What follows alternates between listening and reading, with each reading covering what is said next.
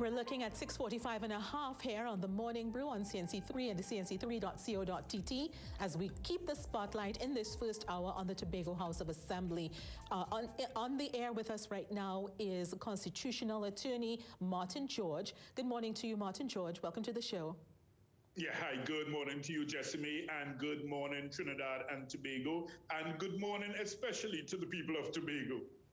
Yes, Martin George, I'm not sure how much of our interview with Farley Augustine you may have seen, but he explained the rationale behind the legal challenge that they've launched against the clerk of the House, saying that they want the court to interpret the law so that they would know the correct procedures to take in order to deal with that deadlock in the House, because he indicated that there were some errors made on her part. Your thoughts?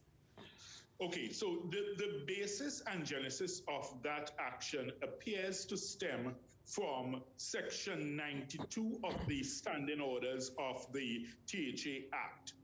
And what they are seeking to rely on is that Section 92 speaks to a provision where it says, look, where the standing orders are silent on any issue, then you have resort to the standing orders of the National Parliament.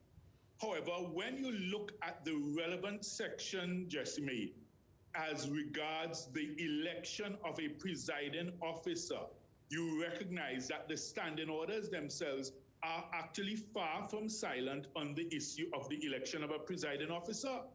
You look at the Section 3, which deals with that, and you recognize that there are extensive provisions set out that speak to the process for the election of a presiding officer. Now, here's where I would make the disaggregation, Jesse. In the Section 3, you have provisions, but they are incomplete or imperfect provisions, so to speak, in that they do not seem to envisage the possibility of there being a deadlock situation such as we have now. So therefore, they don't speak to how you ultimately resolve that. It speaks of, if you have a deadlock, you go back again, if you go back again. But beyond that, if the deadlock keeps repeating itself, as we appear to have in this present imbroglio, it does not speak to how you resolve that. So here's the nub of the issue, Jesse. Does that mean that the standing orders do not speak to the issue? Or is it that they speak to the issue, but they do so imperfectly? If they speak to the issue imperfectly, then you cannot make the case to say that the standing orders do not speak to the issue, and therefore you cannot have resort to Section 92, which then gives you access to the standing orders of the Parliament, which then suggests that you draw lots. So I think that on that first fundamental basis, there will be some challenges in terms of convincing a court on that issue, because you will have arguments back and forth on both sides. Some will say, listen, it doesn't speak to the actual issue of how you break the deadlock, which is correct. But the question is, can you say the standing orders are silent on the issue of how you elect a presiding officer, which I am sure the other side will say it's not silent because it speaks specifically to that issue in Section 3. So it may be something, Jessamy, while, I have my views on it, it may be something that I think for the benefit of the entire population, it may be worth having it ventilated before the courts to have a final determination on the interpretation. And I think an interpretation type action is actually the correct way to approach this, because you want to hear the court's view on the situation. The only thing I think that the PDP ought to have considered in this scenario is that if you have this dragging out in court action going on for months and months, and maybe there's an appeal, or maybe persons want to go to the Privy Council, as much as they may try to expedite these hearings, the issue is that the current executive remains in office all this time. So you see, even when you are mounting legal challenges, part of your duty as an attorney is to advise the client, well, okay, look, I can proceed with this on a legal standpoint, but you are the one who has to make a decision in terms of either your business or your circumstances as to whether, you do that cost benefit analysis. And that's where I think that they have to really think carefully how far they want to push this, because at the end of the day, it actually works in favor of the PNM if this drags out for maybe more than a year in the courts, because it means then that their current executive remains in office once this happens. So while you want to have the benefit of the interpretation, you have to remember that, okay, if you have a first instance judge in the High Court who gives a ruling, one side may say, look, I want to appeal this, I don't agree.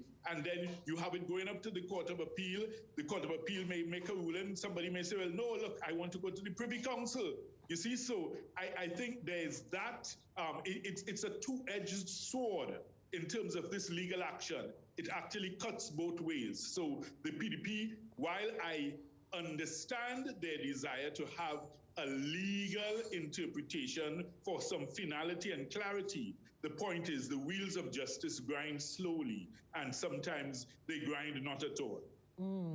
Let's go to the amendment which was passed on Friday with a simple majority, Martin George. Many felt that the move to bring that amendment forward, even without consulting the PDP on the matter, was undemocratic. And that the proposal that's being made, there are certain illegalities there as well. It goes against the legislation with regard to the role of the EBC, which had given a report saying there was no need to change the boundaries at the time that they filed that report.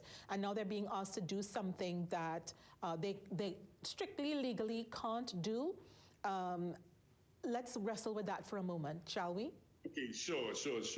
Well, the thing is, separate and apart from any considerations of whether it was undemocratic to proceed without having that type of consultation with the people of Tobago, I think, Jesse, just on a basic human level, it appeared uncivil at best. And it certainly, reeked of a level of discourtesy that one would not expect from a head of government, if you understand me. Because when you are head of government, you are head of government for all of Trinidad and Tobago. You're not head of government for your party or for your party's narrow interests. So I thought that we should have seen a greater degree of magnanimity by the Prime Minister in his approach to this, by first of all seeking to have the type of consultation and meeting which I see he's now, deciding to have after the fact. I mean, of course, it may not be too late to still try and have such a meeting, but, persons will very well question, okay, what is your motive now? You've already passed the bill in the House of Representatives. So then what are you attempting to do?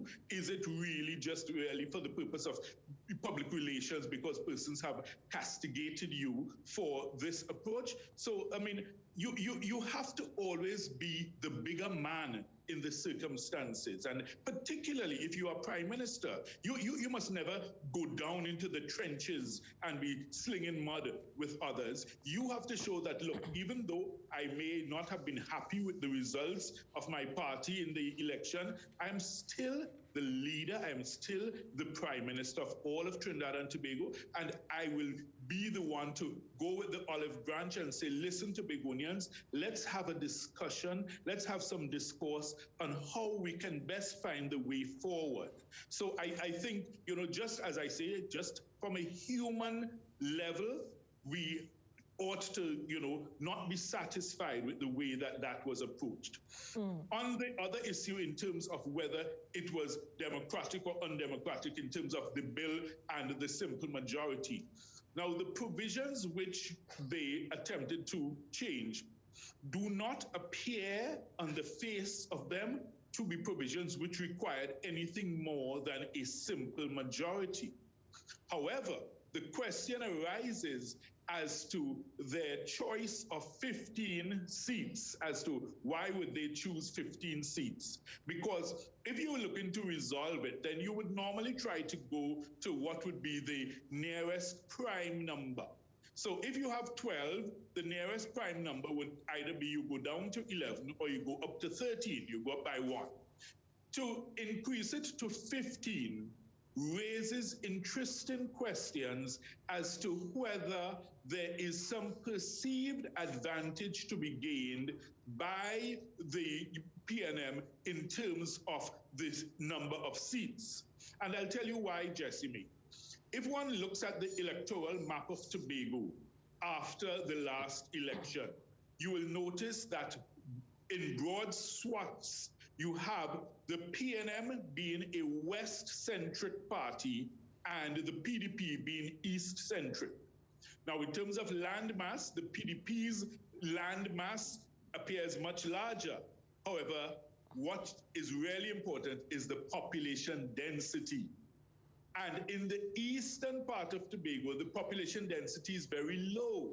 So therefore, if you are to find 3 additional seats, you will of necessity have to have it skewed more in favor of the West, where the PNM is strong. So one wonders and one questions, and I think they are legitimate questions. I saw the Prime Minister being very dismissive of those who have questioned, the reasoning or rationale for 15 seats. And again, one ought not to take that approach when you are the head of government. Martin George, we have to take a break because we've got news at the top of the hour, but we will continue the discussion on the other side of 7. Folks, stay tuned. The THA in the spotlight on the Morning Brew.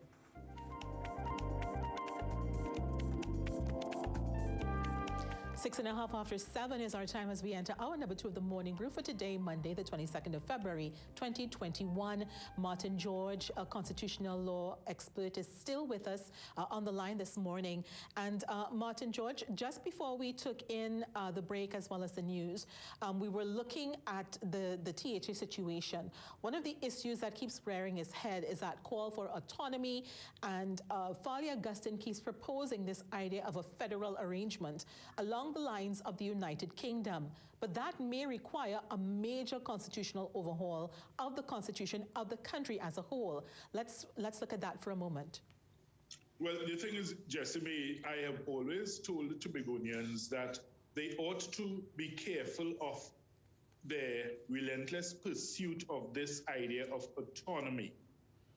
I have suggested that what Tobagonians ought to focus first on is the question of financial independence, because I can't fathom how you can claim to want to have autonomy when every year you come basically with a begging bowl to Port of Spain to say, look, hand me $3 billion or $4 billion or how much ever your proposals are from your budget, and you basically are getting a handout to run your affairs. So, and I have used the analogy, Jessime, when you're young and you're growing up in your parents' house, you're dependent upon them for everything.